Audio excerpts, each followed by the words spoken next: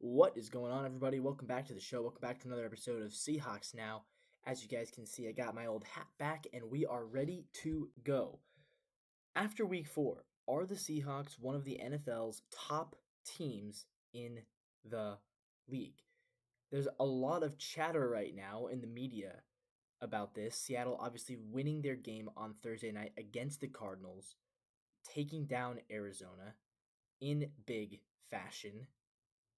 And I think there is a question of are the Seahawks one of these elite teams in the league? Um, and how good are they, right? How high can the Seahawks climb this season? I think is really the question. We know this is a good team. We know this is a team capable of winning a lot of games. How good? At 3-1, you got back-to-back road victories over the Steelers and the Cardinals. You also get the win over the Saints at home, a huge win, by the way, a blowout win. Not necessarily huge as far as playoff odds and that go, because the Saints are a bad team, but a big win statistically, points-wise. And now you've won 3 straight. You pick up the division win on the road. Sam Darnold with a great drive, and we're going to talk about him in a second because he's been fantastic this season. But are the Seahawks one of the NFL's top teams? I mean, I think people in the league are starting to wake up this morning and ask that question, especially after seeing the 49ers lose, especially after seeing the Rams struggle again against, they did win. They handled the Colts, but it wasn't necessarily an easy game for them. We're starting to see the chatter around Seattle. I mean, I think this is a legitimate team. At 3-1, people are starting to believe.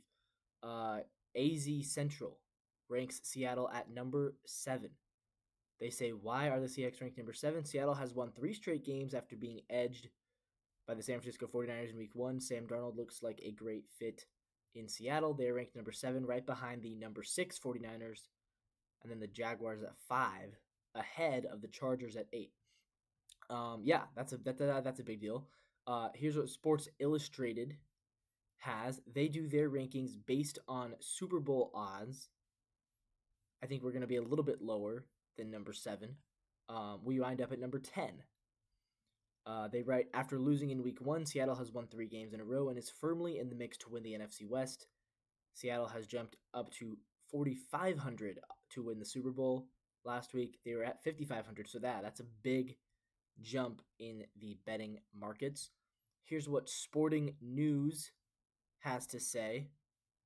Sporting News.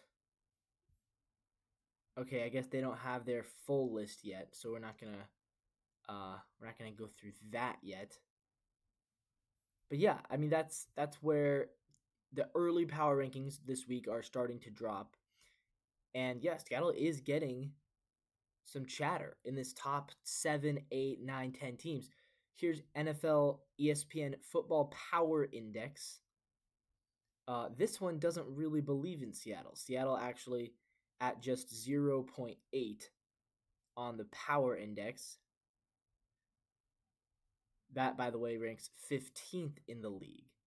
However, take this with a grain of salt. The 1 and 3 Ravens are ranked number 4.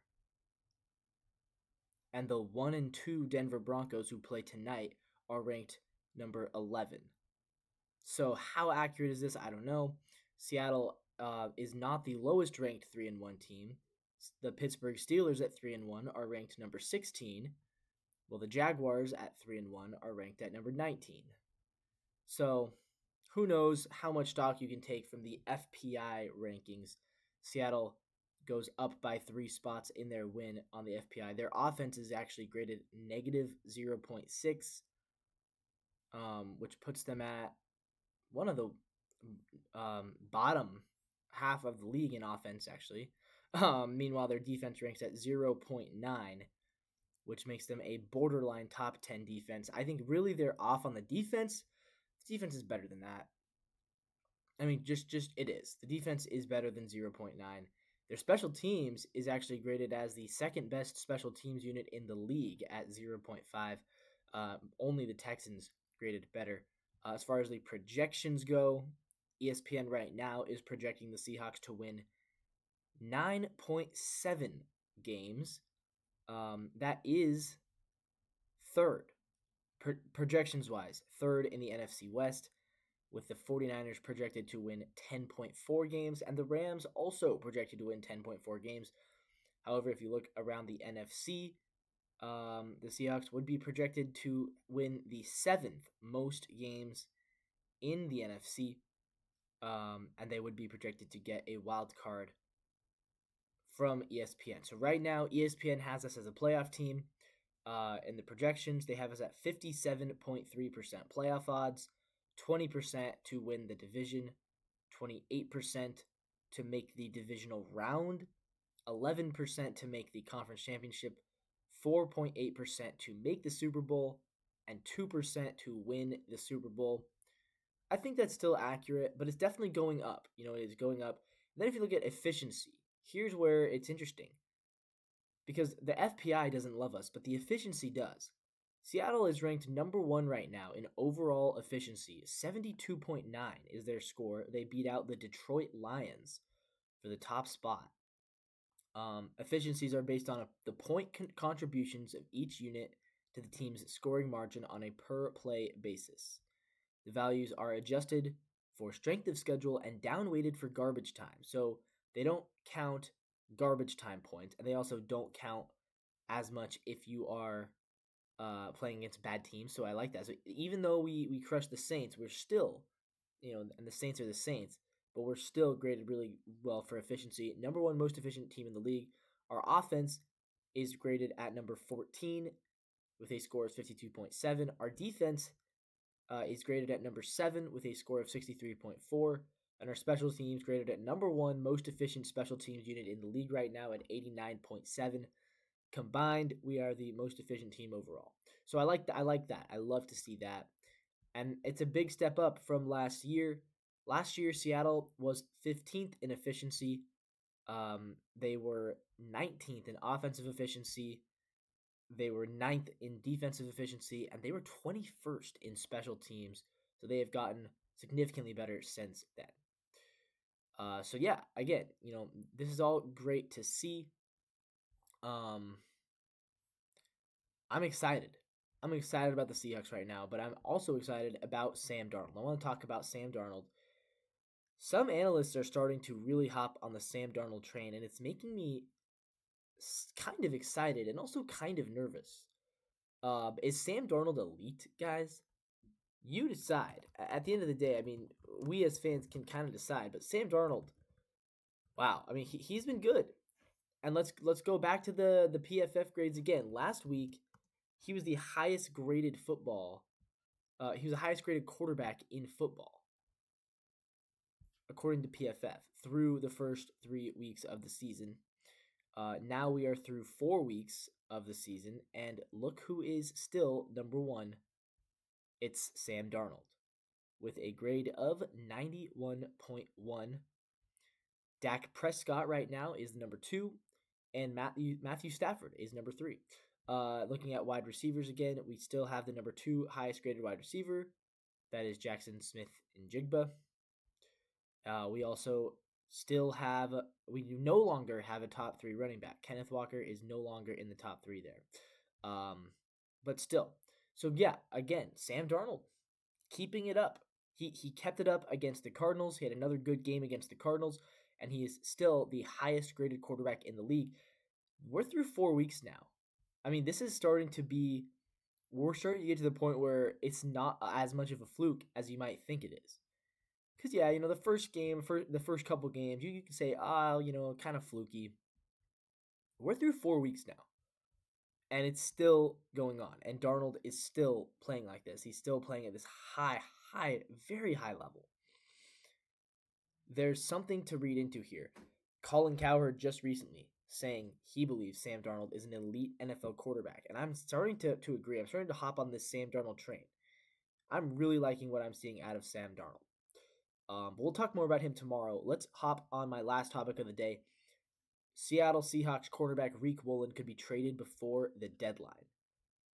This is something that we were hearing about yesterday on the NFL pregame shows. Riq Woolen trade rumors are starting to fly. Seattle Times writes, Seattle Seahawks embattled cornerback, subject of trade rumors. Here's the thing about Riq Woolen. I get why he's on the trade block. I think he's a talented player. I think he is very talented. I think that's why teams want him.